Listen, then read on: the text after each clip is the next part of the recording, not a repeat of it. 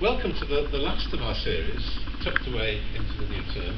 And we've waited for Virginia, who's been organising much of this, and here she is herself now, talking on her research about networks and social networks in Pompeii. And in case anybody misunderstands, it means 6 degrees of separation. If anybody feels misled and wants to leave now. Sorry, no dirty pictures. There. So my presentation this afternoon is going to focus on how to talk about connections on social networks and their applicability for studying the ancient world. This paper is very much a starting point for my work. I'm about 7 months into a 3-year project, so obviously haven't gotten quite that far into it yet.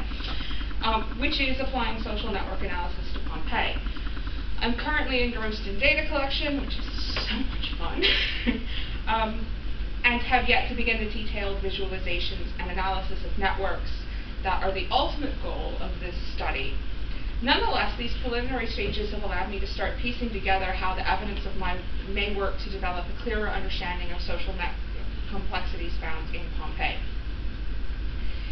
If we start with the fundamental idea of connectedness, and indeed the title of this paper, the concept of 6 degrees of separation is a relatively simple one, that everyone and everything can be connected through 6 or fewer steps, so that by following links from a friend to a friend of a friend to a friend of a friend of a friend and so forth, any one person could be connected to any other person in the world in approximately 6 steps.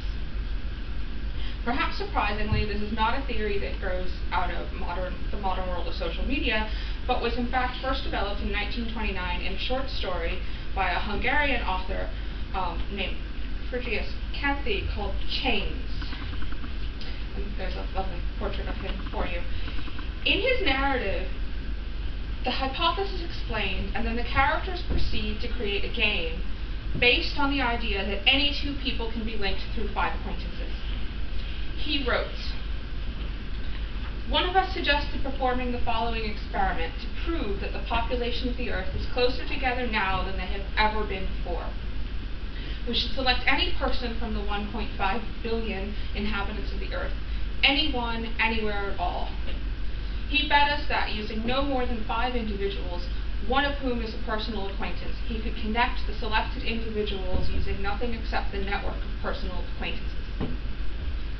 This concept exploded in American popular culture in the 1990s, initially because of a play and later a film entitled 6 Degrees of Separation.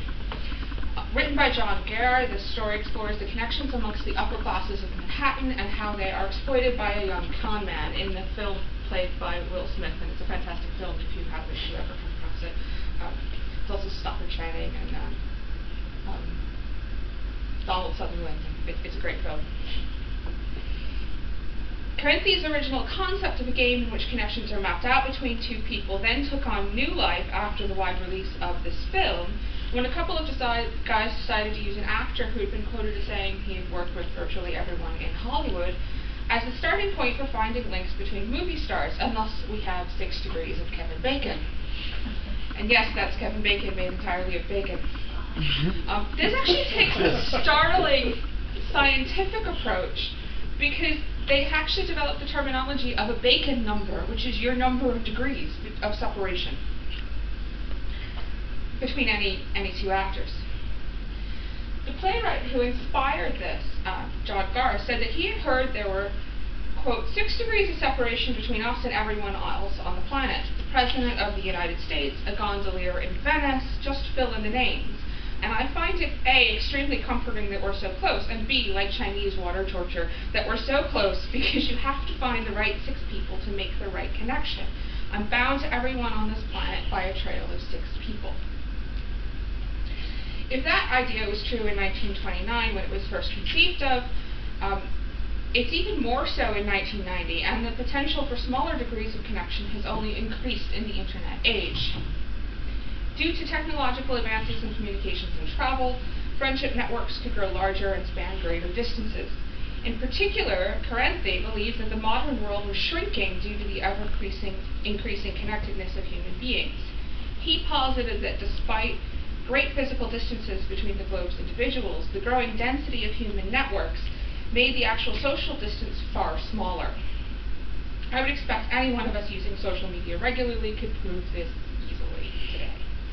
Now more than ever, we can communicate faster, over longer distances, with a greater number of people than at any other point in human history. The theory of 6 degrees of separation itself, as a means of studying social systems, wasn't really tested until the 1960s. Stanley Milgram, a social psychologist, conducted a small world experiment in which he asked participants to mail letters, yes, actual letters, through friends and friends of friends to a designated stranger, with the results showing that this could be achieved successfully in 6 steps or less. He actually produced some really amazing maps showing the connections, like across, this was in the United States, across the United States from one state to another and how it might have reached it, because he actually, what was interesting was he did this in the state of Massachusetts, so the designated stranger was in Massachusetts, the starting point was in Massachusetts, and in some cases the letters went to 3 or 4 other states before they came back to the stranger in Massachusetts, which I thought was really quite fascinating. I came across that. The same results were produced more or less about 40 years later in 2003 when a group at Columbia University established the Small World Project, which used pretty similar methodology, but they did it with email instead of actual posted letters. They again found that the links could be established on average in about 6 steps, sometimes more, but very often less. So, I mean, sometimes this was happening in 3 or 4 steps, which brings your average down to 6 quite nicely. Now, of course, we have similar data that comes out of Facebook. In 2011, in conjunction with the University of Milan, they released a study that revealed that there were, at that time, 721 million users with 69 billion friendship links and an average of 4.74 steps between any 2 unknown users. And if you just limit that to the United States, it actually comes down slightly to 4.37. So significantly less than 6 even, which shows how much the connectedness of the world has changed in the last probably 20 years, really. For those of you familiar with the platform, of course, a few years ago, Facebook had an application that allowed a user to visualize their own connections, using their friend list to generate a diagram of how links existed between their friends. Its purpose was, in essence, to create a simple network map based on your own friend list. What it didn't do, and what was lacking in the program for true analysis of this idea of 6 degrees of connection or a larger network, is being able to see the friends of friends. And a more useful demonstration of that sort of concept in modern terms is found in the ability to see people unknown to you linked via mutual friends. So anybody who uses Facebook, we all get this list of like people you should know, right? And it will show you who your mutual friends are. These are the people who allow the small world connections to be made and who make 6-degree links possible. And one aspect of this I find particularly interesting is that if you look at it, even if you haven't the slightest clue who the person is, chances are you can figure out, based on who the friends of friends are, where or when your lives have intersected. So I just picked 3 random people in my people I should know list. And based on who the mutual friends are, I know that one of them is via my undergraduate days at university in Washington, D.C. One is a friend of my parents in New York. And one is through academic colleagues here in the UK, even though that person seems to be based in the United States. So a perfect example that if I wanted to use any one of these, I could then, in 4 more steps, get to some complete random stranger that somebody picks out of a hat, basically. Not only does this illustrate the concept of 6 degrees of separation, which you can see diagrammed very simply there, but you can see that then when you push that further out, you get a larger social network map. So, social network analysis. This is a methodology that was originally used in sociology and anthropology as a means to map and measure relationships, interactions, and connections between people who form part of a group or community. Network theory is based on the idea that an individual's actuals in life depends in part on how that individual is tied into a larger web of social connections, and that the success or failure of the society as a whole can be determined by the patterns of their internal structure. Using these measures allows an analyst to distinguish between the primary connectors, the core members who bridge the links of the community between various clusters, so probably the people in the middle there, and those who are isolated or on the periphery of the network, so those down here that might have one connection with one other person. Developing this type of map of the community not only allows the larger network to be analyzed, but also allows smaller connections and groups to be examined, thus providing a detailed understanding of how community functions socially. The methodology of social network analysis is one that has been in development for most of the 20th century, although many of its earliest proponents never called it that. How, when, and who exactly came up with the idea and transformed it into a viable research method is a bit difficult to put down, and largely depends on what discipline of the social sciences you belong to, as what we call social network analysis or network theory today has been influenced by developments and practices established in social psychology, anthropology, and sociology, with some assistance from mathematics and graph theory. That's the scary part, as far as I'm concerned. Some of the earliest involved were psychiatrists who adhered to the Gestalt theory that perceptions were guided by the structure of the mind. That is, that the whole mattered more than individual perceptions. The main proponent of this, an Austrian man named Jacob Marino, was interested in how the psychological well-being of individuals was linked to their social relationships. Marino's concept of sociometry was a quantitative method for studying the structure of groups and the position of an individual in that group, simultaneously, but not working together, because why would anybody do that? Kurt Lewin developed field theory, which describes and explains human behavior and perception from a structural perspective. One of his students went on to establish a center at MIT that was interested in notions of centrality and information distribution. At the same time that Marino and other psychologists were beginning their work with social networks, anthropologists were independently developing new ways to examine social structures. Alfred Radcliffe Brown was perhaps the most influential of these, lecturing widely on his theory that society develops certain structures naturally in order to fulfill necessary functions, with particular emphasis on the role social relations played. He wrote, "We do not observe a culture, since that word denotes not any concrete reality, but an abstraction. Direct observation does reveal to us that human beings are connected by a complex network of social relations. I use the term social structure to denote this network of actually existing relations." What Radcliffe Brown and subsequently people like Malinowski and Warner and Gluckman and numerous other anthropologists realized was that culture couldn't be recorded as such, but could be mapped and understood as a series of interactions and networks, so that the small-scale connections of daily life could be pieced together in order to illustrate how the larger society functions. Max Gluckman and the Manchester School were particularly interested in using social networks both as a metaphor, which is how it had been used up to that point, and as an analytical concept, placing emphasis on interpersonal relations and how these relations could develop into structures and patterns that would in turn form a set of norms, that is, the larger social institution. Much of the work of anthropologists such as Radcliffe Brown were influenced by early sociologists such as Durkheim, Simmel, and Weber, despite the fact that sociology as a discipline didn't take much interest in the methodology of social networks until the 1960s and 70s. It was primarily the work of Harrison White, a mathematician by training in the Harvard Sociology Department. How a mathematician ends up in the sociology department is beyond me, but there you go. He developed the graphing framework of social networks as an analytical methodology rather than simply as the metaphor as the anthropologists had been using it before.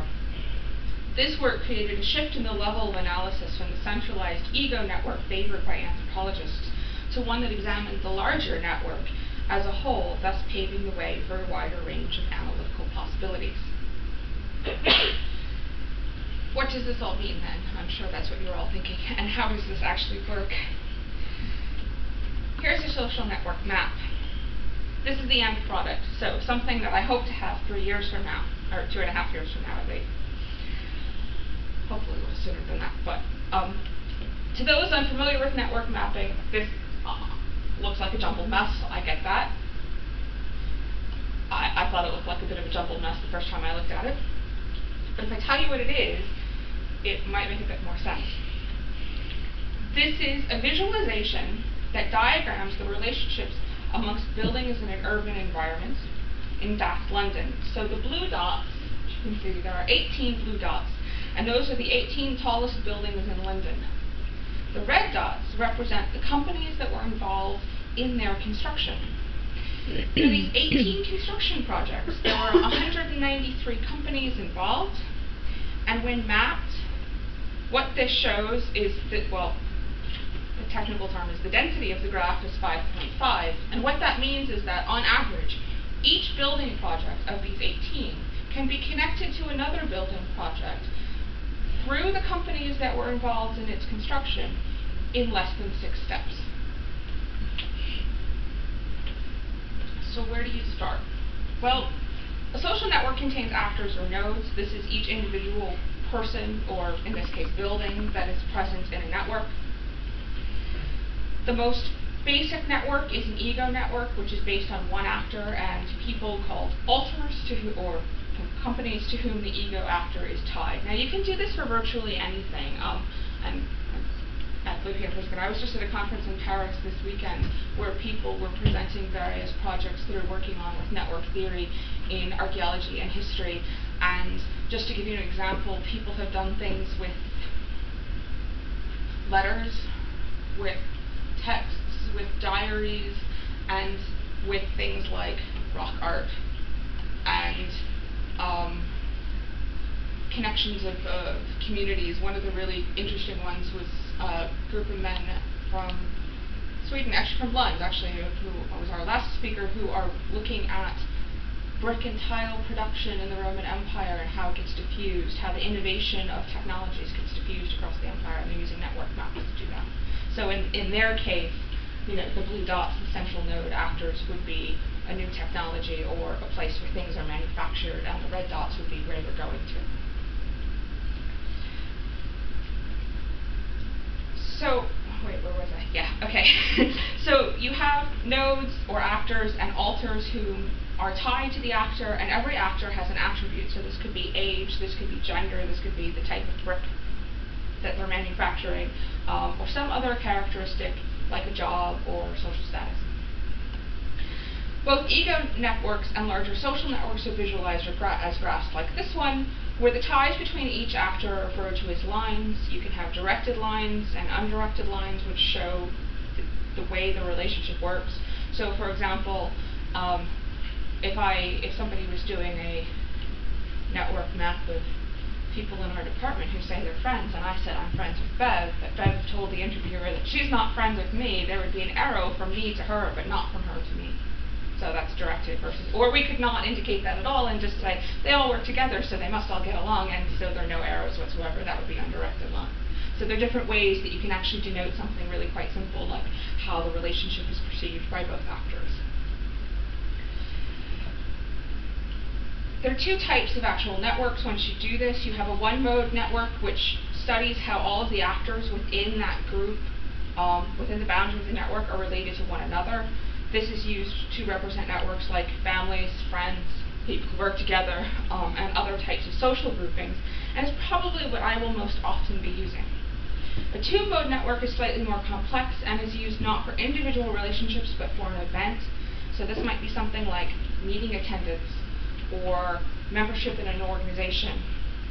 And this type of network, in terms of the ancient world, is most often used with something like collegia, because you could have 100 people that are in one collegia, but they might not all know each other, but they're connected in a way because they're all part of the same collegia. Once your actors and ties have been mapped, then the analysis comes in examining the density or the level of connectedness present in the networks.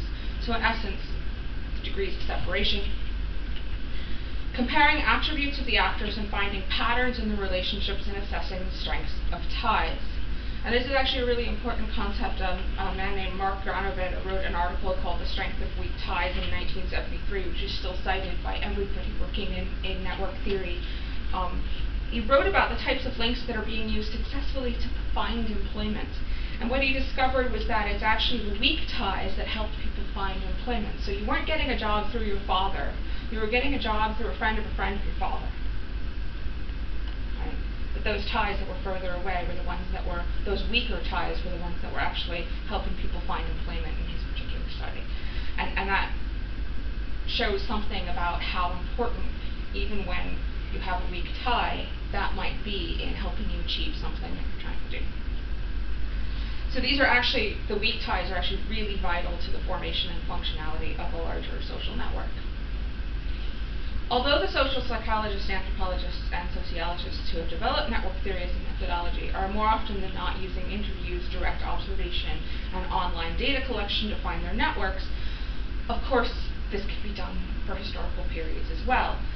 If anybody's come across my blog yet, you'll see that a number of months ago I wrote about a project that's being undertaken at Stanford University where they're mapping the letters of Benjamin Franklin. Great example of something from another historical period. I just mentioned a whole bunch of other things that I heard about in Paris this weekend. But there are lots of other projects working on this sort of thing throughout various historical periods. In essence, if you have written text of some form, there is potential to map a social network. And if there's one place you can find an abundance of written texts in the ancient world, of course, it's Pompeii. See, I finally got to the Pompeii part. That's what you came for, right? So, for network analysis in Pompeii, the aim of my research is to complete a social network analysis for the city of Pompeii. This project is twofold: producing a prosopographical study of the town's population, which is what I'm currently engaged in. That's going to be the basis of my data. And then applying network theory to analyze the form and function of the networks within this community. This will include, I hope, using the urban remains for a topographic component of the network analysis as much as possible. Anybody who's done a bit of work in Pompeii knows it can be really tricky to say this person lived there or that person lived there, but in some sense we do have some ideas about where people might have actually physically been. Pompeii, as you should be hopefully aware, since you're in the last of the seminar series, it's focused on the subject, is one of the most studied communities in the ancient world, and because of its size and the wealth of evidence the city provides, sometimes scholarship can have a very narrow scope, resulting in detailed and precise studies of particular insulae or structures or bodies of text. Social network analysis then should allow for the kind of global analysis of the social systems that's analogous to those that are done for things like houses or the economy or public spaces. It's for this reason that the application of social network analysis is an exciting development for Pompeian studies and has broader implications for the understanding of other communities in the ancient world. Pompeii is often touted as a typical town in the 1st century AD, and the study of the networks can answer many questions about how society worked. So, for example, how far were ties local within specific districts of the city? Who had citywide networks, if there are, in fact, citywide networks? Can a network map of Pompeian society answer questions about the relationship of particular occupational groups to politics, to religion, to anything else we want to think about?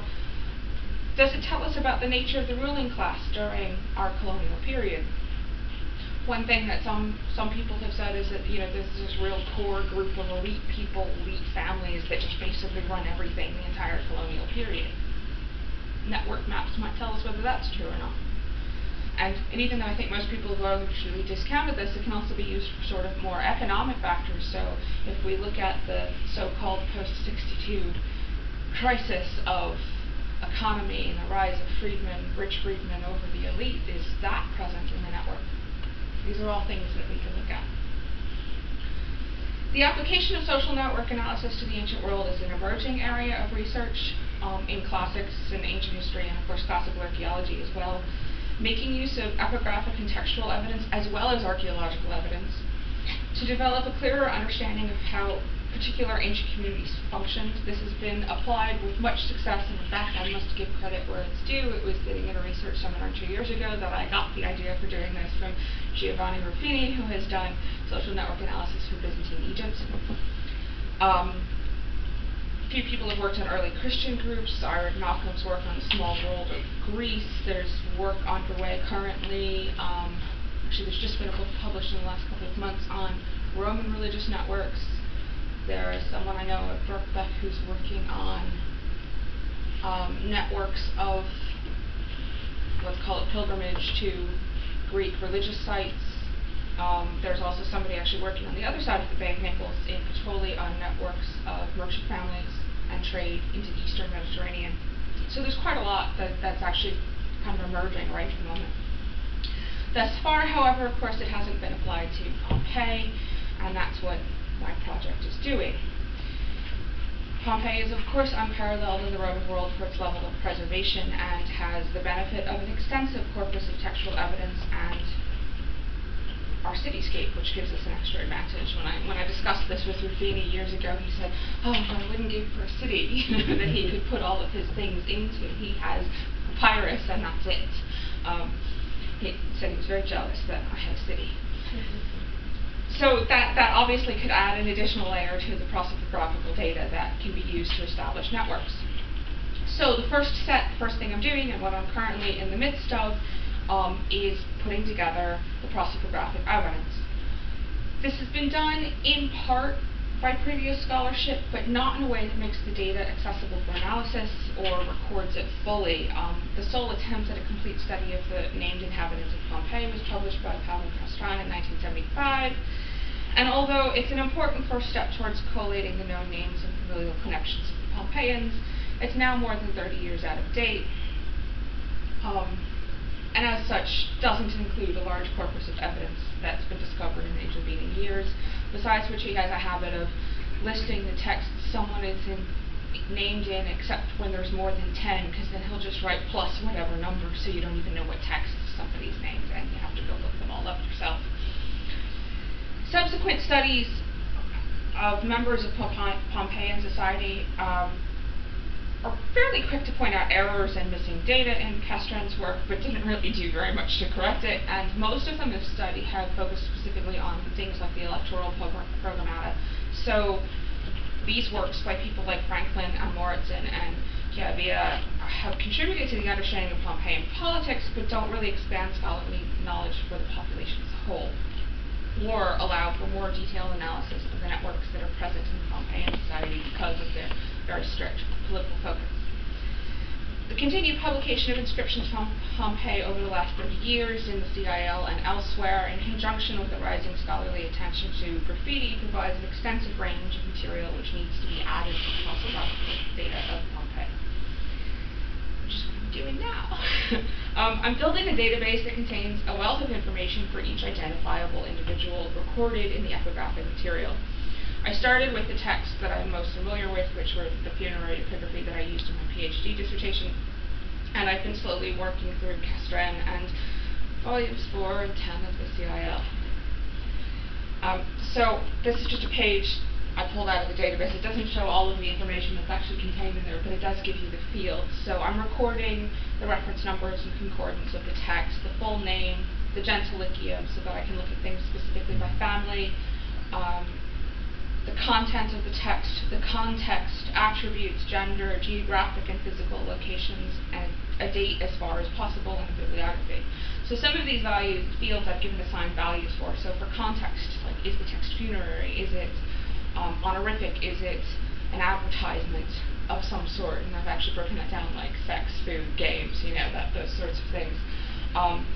For attribute, I've got things like freedman, slave, duergar, aedile, citizen, so that we can look at specific categories of people and social or political classes. So that should be very good for drawing comparisons between groups of people when it comes time to do the analysis.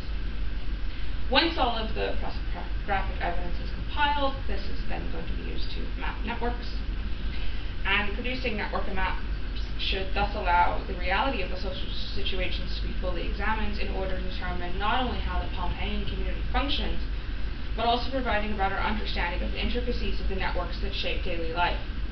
In addition to analysis of the overarching network system of Pompeii, I also plan to map smaller scale networks to establish the means by which individual organizations and families were connected. So political, religious, economic, family, and neighborhood groups as far as possible. The examples I'm going to show you, I will actually get to some examples. So the examples I'm going to show you in a few minutes actually make use of one relatively simple family group and a more complex political sorts of networks. The wealth of epigraphic evidence that survives from Pompeii in the form of official religious and funerary inscriptions, dipinti, graffiti, wax tablets, and inscribed instruments and domesticum is fairly unique in the ancient world. I mean, we do have thousands and thousands of texts from Pompeii, which is one reason why social network analysis should work very well here. Of course, when it comes to the ancient world, the mere mention of social networks results in headlines like this, asking if the Pompeians invented Facebook. And apart from similar terminology of writing on a wall, the comparison really has to end there. And I know I've already used examples from modern social media for illustrating degrees of separation and network identification, but there's actually very little intrinsic value in using this in a scholarly context to compare Facebook and the graffiti and the dipinti of the walls of Pompeii. People love to do this, and there have been more than one article on this in the last year or so, and in fact, a book that says much the same thing. For the ancient Pompeians, writing on the walls of their city seems to have been a daily activity.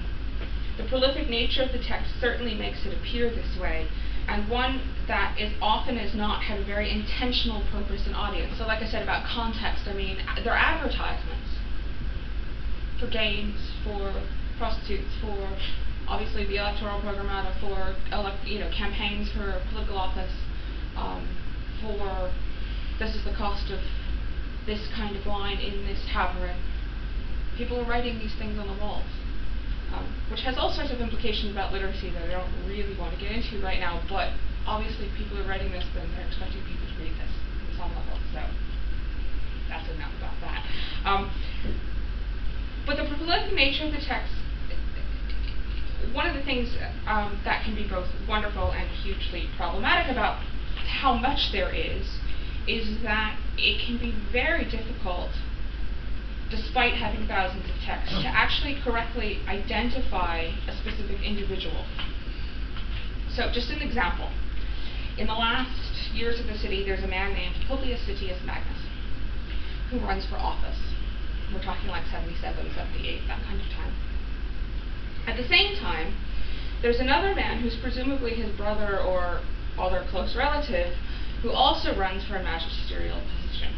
And his name is Publius Sittius Connunctius. So they have different cognomina, and that's it. That's the only thing that separates, identifies one or the other. There are actually 6 dipinti that call for the election of Publius Sittius.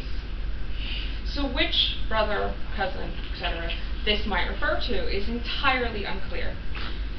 To confuse matters further, there's another relative, also active at the same time, who appears to have been adopted into the Calventia family, who uses the name Gaius Calventius Sittius Magnus. There are 10 dipinti calling for the election of Sittius Magnus, which could be either Gaius Calventius Sittius Magnus or Publius Sittius Magnus. Add another 6 that just say Sittius, and 2 more that just say Magnus, and you can see how difficult concrete attestations can become, even when you're initially able to identify a specific person with the full trinomina. So I've got 3 people, and I've got, almost 20 texts, but I have no idea which of the 3 people these belong to. Add to this that you have a lot of texts that record 1, or if you're lucky, 2 names, and that's leaving aside the issue that some of the names are obviously fake. And it becomes really improbable to actually figure out who some people are to any degree of certainty. To then build a network, or even attempt the somewhat simpler notion of finding 6 degrees of separation between 2 people, is seemingly impossible. That's not because the network didn't exist. It's simply because we don't always have enough evidence to do this in every case where we can actually identify one individual person. For the majority of people, linking specific individuals beyond 2 or 3 connections really is quite difficult. And that's one way in which looking at the larger network might actually help, because even if individuals can't be linked in a 6 degrees type of method, it might still be possible to determine the connectedness to the type of inscription for which they're named.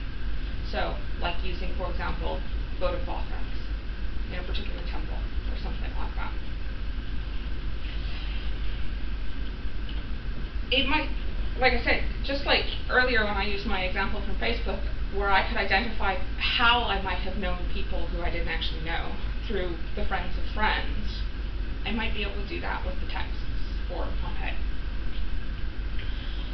The wax tablets of Caecilius Iacundus are a wonderful example of this, because witnesses are needed for every transaction, and as such, many of the tablets contain something between 5 and 10 names. And the overall theory, and this was actually on Twitter recently, which is brilliant, the overall theory is that it wasn't that he knew all of these people or all of these people were involved in the transaction, it's that he was grabbing people passing by in the forum or wherever it was, he was, authorizing these transactions and just getting random people to sign as witnesses as they passed by.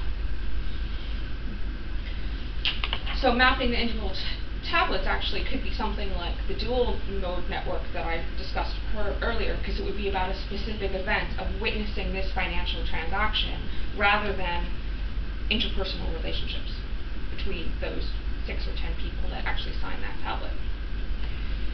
If we start by looking at a single family, so a one-mode network, I picked the husband and wife of Gaius Munatius Faustus and Maevolia Tyche, and I chose them because for whatever reason they built 2 separate tombs. So here are their tombs. And both tombs have what I call a primary inscription, that is one on the facade for the passing world to see that says this is the person who built it or who it's dedicated to, whatever. And they both also contain a number of columello, which are little kind of local headstones which are often inscribed with the name of the individual whose urn it marks within the burial precinct of the tomb. So if we look at this simple graph, there are potentially 11 members of the family. We know from the primary inscription Faustus and Tyche are husband and wife, and all of the inscriptions I'm referring to are what's on your handout. So if you look at the first 11 texts, it's everything that's contained in these 2 tombs. So we know that they're husband and wife.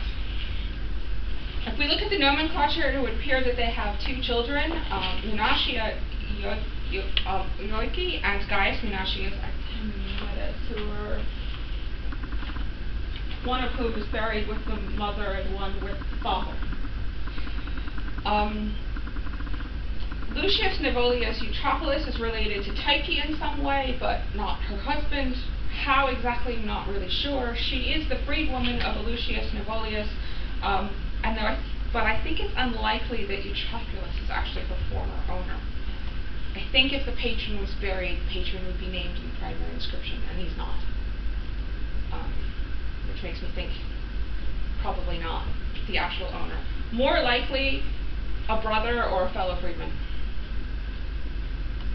because we don't have a affiliation for him, so who knows. The remaining 6, based on their single names, are most likely slaves, and we know from the texts that a number of them died quite young, so their burial on the tomb of the family is fairly typical.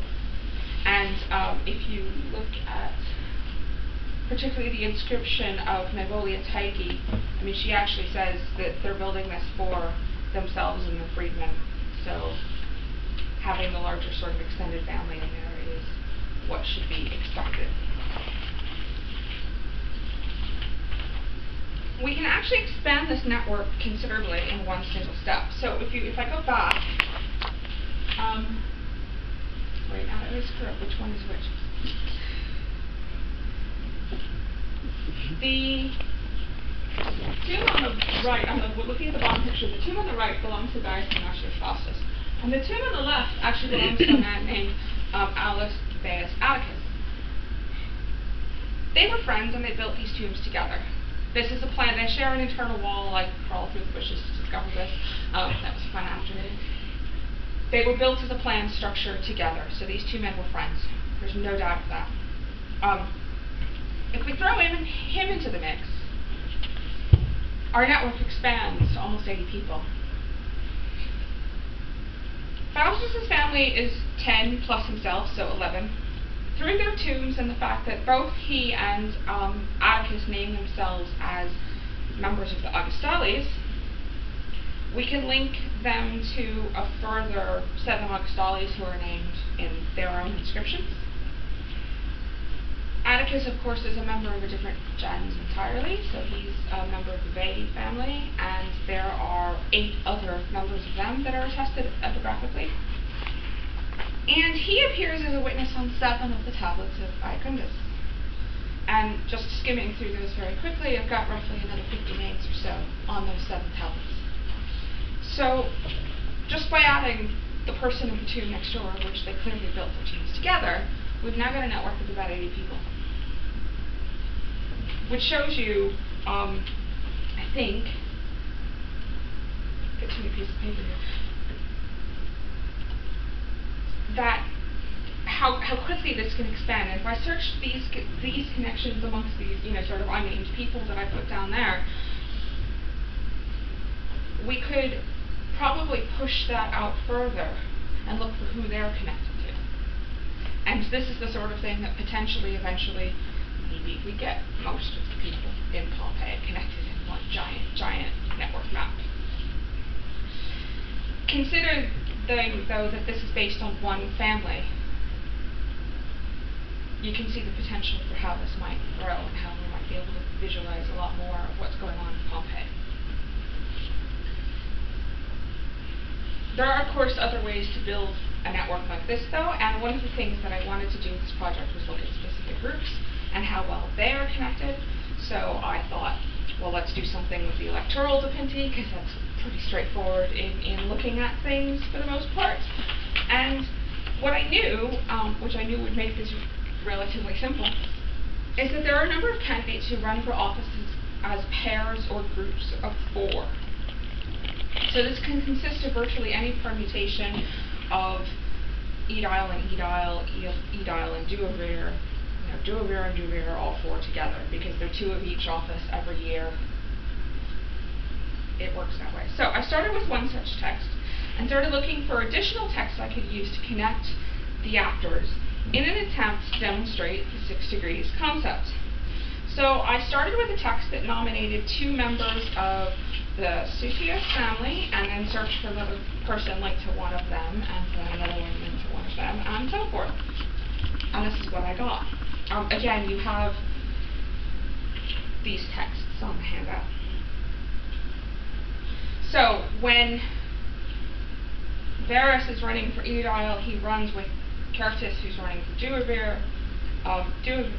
Certus also runs with Marcus Pidius Sabinus when they're both running for duovir.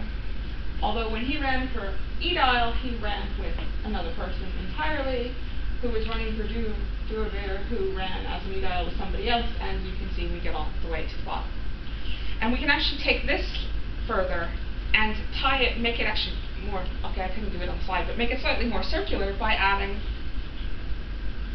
2 additions. So Papias Rufus, no idea what office he was running for. He only appears in like 1 or 2 texts. But he belongs to the same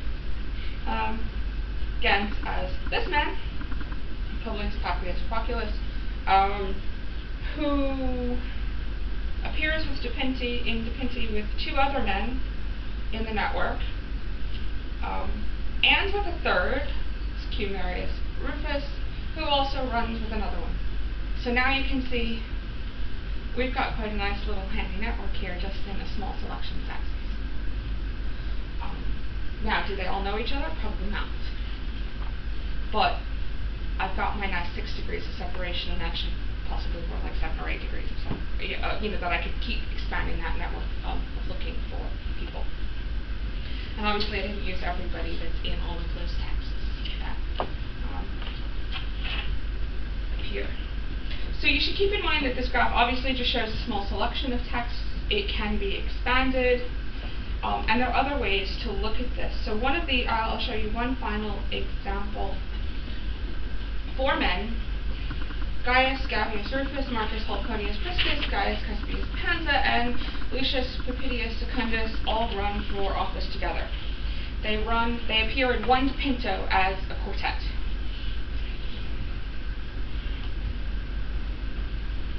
They also appear in a number of additional dipinti in a variety of combinations. So, Gaius, Gavius, Rufus, Priscus, and Pansa appear together, Rufus and Priscus appear together, Priscus and Pansa appear together, and Pansa and Secundus. This is a really good example for showing what I mentioned before, that the strength of weak ties. Here we have some strong ties and one weak tie.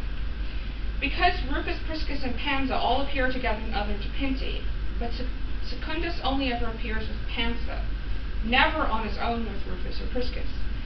That Secundus is listed in the one dipinto that all four of them appear in, is probably down to his association with Pansa.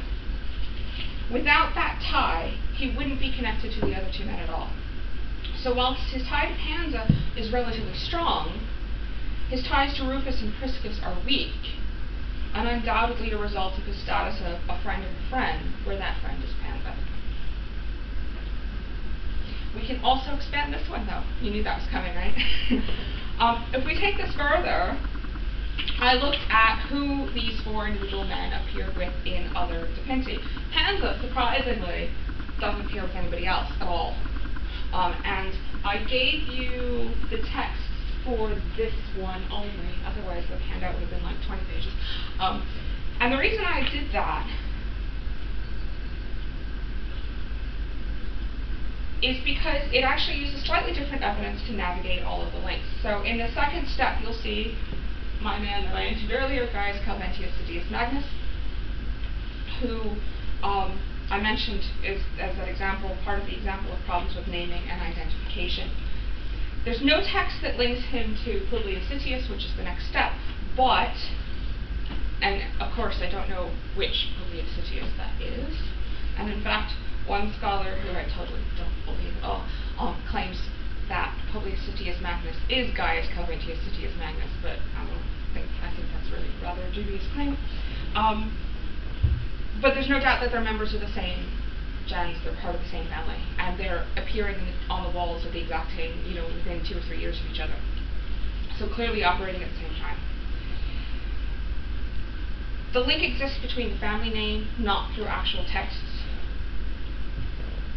but they both appear in dipinti to the same years, and obviously this familial link can't be ignored, so that allows us to go that further 2 degrees and give us our, well, we've actually got 5 degrees of separation here, not 6. But it allows us to continue that further, because we know that they're part of the same family. So this example, unlike the previous example, which was all text-based, this one is partially text-based and partially familial.